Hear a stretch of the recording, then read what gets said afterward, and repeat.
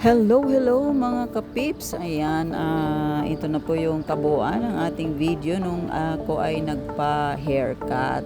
Ayan po. So, i-share ko lang po sa inyo yung mga kaganapan sa aking short hair. Ayan, so, well, ayan nga at maiksi na po at tinitignan natin kung pwede na ba. Ayan, at tinutulungan tayo ng isang assistant ni Sir Rod para malinis yung ating buhok. Ayan na po siya. So malapit na po at it feels so good. Alam mo yun yung feeling mo na ang sarap ng feeling ng nagawa mo yung nagawa mo yung gusto mo, yung freedom. Yun nakaano doon kasama doon sa sa pag-decide mo na okay, ito na talaga. This is it, pansit. So happy ka dahil nga nagawa mo yung gusto mo. At kahit anong mangyari, pangit man yung kalabasan, well, ito yun eh. Ginawa ko to.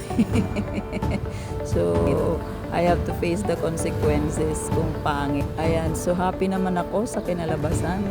Mukha naman siyang, hindi naman ako siguro kalait-lait. Ayan, so excited naman ako kung paano siya ngayon tumubo. So, antayin na lang natin. So, kung sino man dyan ang gustong chumarin sa akin, sige, gigi, go for it. Ayan, tingnan natin kung ano yung magiging kalabasan nito.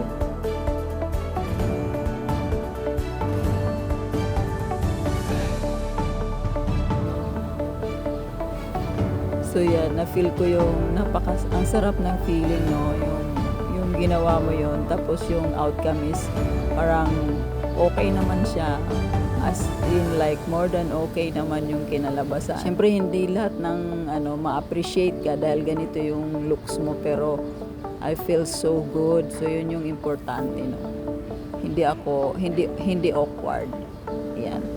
Yun yung kasama doon sa decision mo na hindi ka sure, pero yung willingness mo to do it kahit na hindi 100% sure ka kung ano yung magiging outcome. So ito na po yun.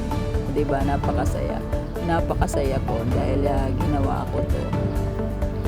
So at least one of the bucket list na ginawa ko is yan, ma-feel ko yung feeling ng kung ano ba talaga ang feeling ng maiksi yung buhok, yung ganyan, no? Parang konti na lang natira, parang wala na, kalahati na lang ng half inch na lang ang natira sa buhok ko.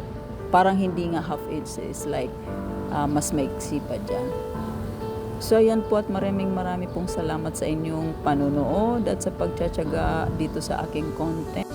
Enjoy lang po natin kahit na ano pa yung ating mga content. Ayan.